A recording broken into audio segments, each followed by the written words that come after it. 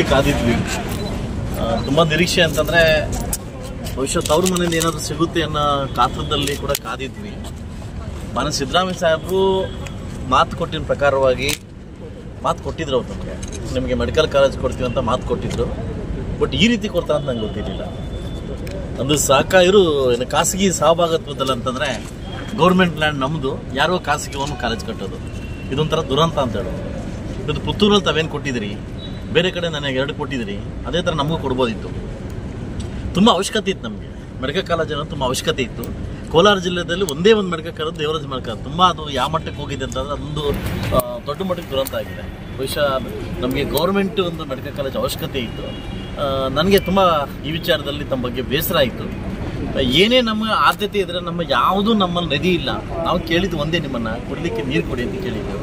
V are taxpayers. ನಾನು ಕೂಡ ಕೋಟಿಗಟ್ಟಲೆ ಟ್ಯಾಕ್ಸ್ ಕಟ್ತೀನಿ, ಆಯ್ತಲ್ವಾ? ಇವತ್ತು ನಾವೆಲ್ಲ ಟ್ಯಾಕ್ಸ್ ಕಟ್ತೀವಿ. ಬಟ್ ಯಾಕೆ ನಮ್ಮನ್ನು ಇಷ್ಟೊಂದು ತಿರಸ್ಕಾರವಾಗಿ ನೋಡ್ತಿದ್ದೀನಿ ಅಂತ ಕೂಡ ಅರ್ಥ ಆಗ್ತಾ ಇಲ್ಲ. ಕೋಲಾರ ಜಿಲ್ಲೆಗೆ ತಾವೇನು ಕೊಟ್ಟಿಲ್ಲ, ಶೂನ್ಯ. ಎಲ್ಲೋ ಒಂದು ಕಡೆ ಮಾಲೂರಲ್ಲಿ ಒಂದು ಹಾಸ್ಪಿಟ್ಲ್ ಬಿಟ್ಟರೆ ಇದೊಂದು ಮೆಡಿಕಲ್ ಖಾಸಗಿ ಸಹಭಾಗಿತ್ವದಲ್ಲಿ ಎಷ್ಟು ಚೆನ್ನಾಗಿದೆ ವರ್ಡ್ ಅಂತಂದರೆ, ಖಾಸಗಿ ಸಹಭಾಗಿತ್ವದಲ್ಲಿ ಅಂದರೆ ಗೌರ್ಮೆಂಟ್ ಲ್ಯಾಂಡು ಬೇರೆ ಯಾರೋ ಕಟ್ಟೋದು ಅದಲ್ವಾ? ಇದೊಂಥರ ನನಗೊಂಥರ ಬಹುಶಃ ಗೊತ್ತಿಲ್ಲ ಯಾರು ಇದಾರಂತ, ಇದರಿಂದ ಯಾರಿದಾರಂತ ಗೊತ್ತಿಲ್ಲ. ಸಂತೋಷಕರವಾಗತಕ್ಕಂಥ ಸನ್ನಿವೇಶ ಅಂತಲ್ಲ. ಇನ್ನು ಮುಳುಬಾಗಿಲು ಬಿಡಿಗಾಸು ಕೂಡ ಕೊಟ್ಟಿಲ್ಲ. ನಾನು ಒಂದೇ ಮಾತಾಡೋದು, 224 ಕ್ಷೇತ್ರ ಕೂಡ ನನ್ನ ಕ್ಷೇತ್ರ ಕೂಡ ಹೊಂದಿದೆ. ನಾನು ಕೂಡ ಪ್ರಜಾಪ್ರಭುತ್ವದಲ್ಲಿ ಶಾಸಕನಾಗಿದ್ದೀನಿ. ಒಂದು ನಿರೀಕ್ಷೆಯಲ್ಲಿದ್ದೆ. ನಾನು ಕೂಡ ಒಂದು ಗ್ರಾಮೀಣ ಭಾಗದಲ್ಲಿ ಒಂದು ಇದು ಕೇಳಿದ್ದೆ, ನಿಮ್ಮ ಕ್ರೀಡಾಂಗಣ ಕೇಳಿದ್ದೆ, ಕೊಡ್ತೀನಿ ಅಂತ ಕೂಡ ಹೇಳಿದ್ದೀನಿ ನೀವು. ಅದು ನನಗೆ ಒಂಥರ ಬೇಸರ ಆಯಿತು. ಏನೋ ನನ್ನ ಮಗನ ಮದುವೆಗೋಸ್ಕರ ಅಂತ ಕೇಳಿಲ್ಲ. ಮತ್ತು ನಮಗೆ ಒಂದು ನಾಚಿಕೆ ಅಂದರೆ ನಮ್ಮಲ್ಲಿ ಎಲ್ಲೂ ಕ್ರೀಡಾಂಗಣ ಇಲ್ಲ. 1 ಎಕರೆ ಬಿಟ್ಟರೆ ಎಲ್ಲೂ ಕ್ರೀಡಾಂಗಣ ಇಲ್ಲ. ಕ್ರೀಡಾಂಗಣ ಕೇಳಿದ್ವಿ, ಹೈಟೆಕ್ ಕ್ರೀಡಾಂಗಣ. ಜಾಗ ಕೂಡ ನಿಮ್ಗೆ ಕೊಟ್ಟಿದ್ವಿ, ಅಲ್ಲಿ ಸರ್ವೆ ನಂಬರ್ ಜಾಗ ಕೂಡ ಕೊಟ್ಟಿದ್ವಿ, 24 ಎಕರೆ. ಅದು ಹುಸಿ ಆಯಿತು. ನೋಡೋಣ, ಯಾವುದೇ ಸರ್ಕಾರ ಬಂದರೂ ನಮ್ಗೆ ಇದೇ ರೀತಿ ಮೋಸ ಆಗ್ತದೆ. ನಾವು ಜನ ಎಚ್ಚೆತ್ಕೊಳ್ತಕ್ಕಂಥ ದಿನಸಗಳು ತುಂಬ ಬಂದಿದೆ, ಅದಲ್ವಾ? ಎಚ್ಚೆತ್ಕೊಬೇಕಾಗುತ್ತೆ. ಬಹುಶಃ ಇದು ಮೈಸೂರು ಮತ್ತು ನನಗೆ ಗೊತ್ತಿದ್ದ ಮಟ್ಟಿಗೆ, ನಾನು ಕೂಡ ಬೆಳಗಿನ ಸಾಯಂಕಾಲ ತನಕ ತಮ್ಮ ಬುಕ್ಕನ್ನು ಓದ್ತಾ ಇದ್ದೆ. ಮೈಸೂರಿಗೆ ಮತ್ತು ದಕ್ಷಿಣ ಕನ್ನಡಕ್ಕೆ ಮಾತ್ರ ಸೀಮಿತ ಆಯಿತು ಏನು ಈ ಒಂದು ಬಜೆಟು. ಮೈಸೂರು ದಕ್ಷಿಣ ಕನ್ನಡ ಇವತ್ತು ಸುಮಾರು ಒಂದು 47 ಪ್ರೋಗ್ರಾಮ್ಗಳನ್ನ ನೀವು ಮೈಸೂರು ಭಾಗ ಕೊಟ್ಟಿದ್ದೀರಿ, ಅದಲ್ವಾ? ಅದು ಖಂಡಿತವಾಗ್ಲೂ ಇರಲಿ, ನಿಮ್ಮ ತವರು ಜಿಲ್ಲೆ ಕೊಡ್ಬೋದು ಕೊಟ್ಟಿದ್ವಿ. ಬಟ್ ಎಲ್ಲ ಮಕ್ಕಳನ್ನು ಒಂದೇ ರೀತಿ ನೋಡ್ತೀರಾ ಅಂತ ಅಂದ್ಕೊಂಡಿದ್ವಿ. ಖಂಡಿತ ಅದು ಎಲ್ಲೋ ಒಂದು ಕಡೆ ಹುಸಿ ಆಯಿತು. ಒಬ್ಬ ಶಾಸಕನಾಗಿ ಏನೂ ಮಾಡೋಕ್ಕಾಗ್ತಿಲ್ಲ ಅನ್ನೋ ಒಂದು ನೋವಿನ ಮಾತಾಡ್ತಾ ಇದ್ದೀನಿ.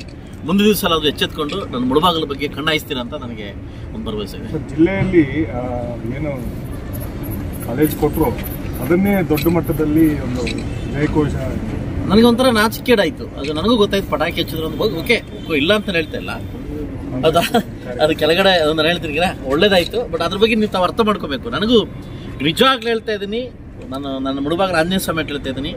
ಬಹುಶಃ ನೀವು ಮೆಡಿಕಲ್ ಕಾಲೇಜು ಫುಲ್ ಗೌರ್ಮೆಂಟ್ ಇದು ಕೊಟ್ಬಿಟ್ರೆ ಶುಭಾಶಯಗಳು, ಮಾನ್ಯ ಮುಖ್ಯಮಂತ್ರಿ ಶುಭಾಶಯಗಳು ನಾನು ಕೊಡ್ತಾ ಇದ್ದೆ, ಕಟೌಟ್ ಹಾಕಿ. ಅದೇನೇ ಆಗಿರಲಿ, ನಾನು ಬೇರೆ ಪಕ್ಷದನಾಗಿರಲಿ, ನಾನು ಕೊಡ್ತಾ ಇದ್ದೆ. ಎಲ್ಲೋ ಒಂದು ಕಡೆ ಅದು ನೋವಾಯ್ತು ನನಗೆ. ಏನಂದರೆ ನೀವು ಅಲ್ಲಿ ಫುಲ್ಲು ಆರ್ಟಿಕಲ್ ಓದಿಲ್ಲ, ಅಧಿವೇಶನ 3ರಲ್ಲಿ ಇಟ್ಟಿದ್ದಾರೆ ಪಾಯಿಂಟ್. ನಾನು ಓದಿದೆ, ಮತ್ತು 3 ಪಾಯಿಂಟ್ ತೆಗೆದು ಓದಿದೆ. ಅದರಲ್ಲಿ 3ನೇ ಪಾಯಿಂಟ್ ಓದಿದಾಗ ಸಹಕಾರಿ ಲ್ಯಾಂಡು ನಮ್ಮದು, ಲ್ಯಾಂಡು ಗೌರ್ಮೆಂಟ್ ಲ್ಯಾಂಡು ಯಾರಿಗೋ ಖಾಸಗಿ ಅಂತ ಕೊಟ್ಟು ಗೌರ್ಮೆಂಟ್ ಹಾಸ್ಪಿಟ್ಲ್ ಕಟ್ಟೋದು, ಅಂದರೆ ಕಾಲೇಜ್ ಕಟ್ಟೋದು. ವರ್ಷಕ್ಕೆ ಇಷ್ಟು ಅಂತ ಫ್ರೀ ಸೀಟ್ಸು ಅಲ್ಲಿ ಕೊಡ್ತಾರೆ. ಇದು ಬಹುಶಃ ನಾನು ಕಟ್ತಾ ಇದ್ದೆ.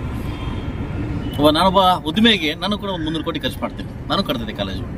ಬಟ್ ಎಲ್ಲ ಒಂದು ಕಡೆ ಹುಸಿ ಆಯಿತು. ಮುಂದಿನ ದಿವಸ ಆದರೂ ಸರ್ಕಾರ ನಮ್ಮ ಮುಳುಬಾಗಿಲ ಜನತೆ ಬಗ್ಗೆ ಅಭಿವೃದ್ಧಿ ಕೂಡ ಗಮನ ಕೊಡ್ತೀನಿ ಅಂತ ಒಂದು ಭರವಸೆ ಮೇಲೆ ಬರ್ತಾಯಿದೆ. Thank you.